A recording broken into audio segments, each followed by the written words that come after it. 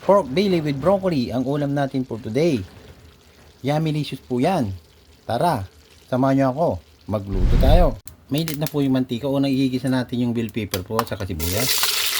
Okay, ito natin yung konti. Kunting gisa lang po yan dahil kailangan half cook lang yan. Pabango lang po yan. Yan, nagisa na po. Tanggalin natin. Sit aside po natin yan. Sit aside natin yan. Tanggalin natin. Tanggalin lang po yan.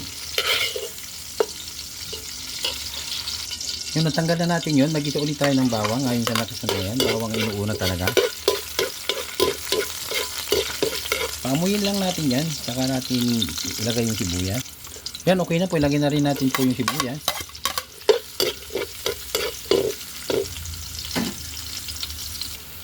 Nagisa na po yung bawang at sibuyas. Ang bango-bango na po ng kapaligiran, ilagay na po natin yung ating pork belly. Gisain natin. Gisain natin. Hintayin natin magisang mabuti. Gisain natin mabuti para masarap po. Okay na po ang pagkagisa ng ating baboy. Lagyan na po natin ng kunting tubig dahil medyo matigas pa po siya, no? Para lambutin natin. May na tubig na po yung nilagay natin para madaling kumulo.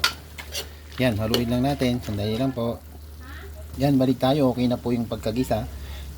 Habang pinapalambot natin yan, tanggalin muna natin dahil i-blanch natin yung broccoli natin. Kumukulo na po yung tubig. Lagyan natin ng konting asin. Yan, pangpalasa po yan. Lagay na po natin yung broccoli natin. Pakuluan natin ng konti, pero konti lang po. Hindi natin siya overcook po. Ang purpose po niyan para malutong po siya palagi. Hindi. Pag halo natin sa karne yan, nag-iibang kulay, saka lumalambot.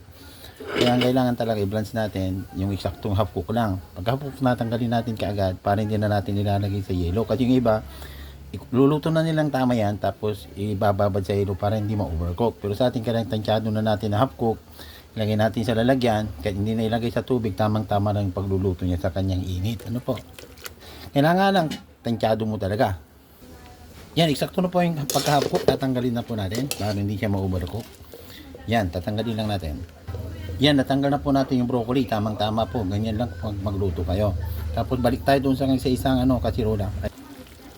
Medyo malambot na po yung ating pork belly pero may sabaw pa. Patutuyuin natin yan para lalong sumarap. Mantayin-tayin na lang po natin.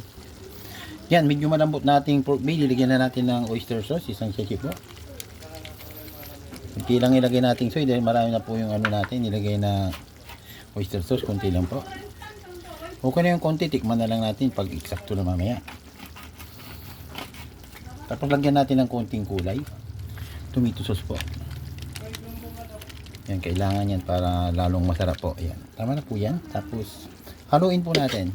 Hanggang dyan na po, hintayin na natin siyang lumambot. Saka natin ilagay yung ating nilagang broccoli po. Ganyan lang muna yan. Yan, malambot na. Tikman natin para alam natin kung masarap. Okay na po. Pwede na natin ilagay yung ating mga ingredients. Lagyan po natin ng crack na paminta. Final ingredients na po. Siyempre hindi mawawala ang MSG. Yan. Tapos haluin natin. Paanuhin natin ng konti. Lagyan na po natin ng dahon ng sibuyas. Tapos mix natin. Ilagay na rin natin yung broccoli natin. Yan, kahit na hindi na po natin yan haluin dahil luto na rin po yung broccoli natin para hindi siya ma-overcook. Tapos lagyan na po natin yung mga sili natin. Mga sibuyas, yan. Luto na yung ginisa na natin yan. Okay na po yan. Pwede na pong kumain. Po. So, yan na po ang ating niluto ngayon. Yan, luto na po yung ulam natin for today. Again, pork belly with broccoli. So, masarap po yan. So, ano pang hinihintay nyo? Tara kain na tayo. Maraming salamat po sa panonood.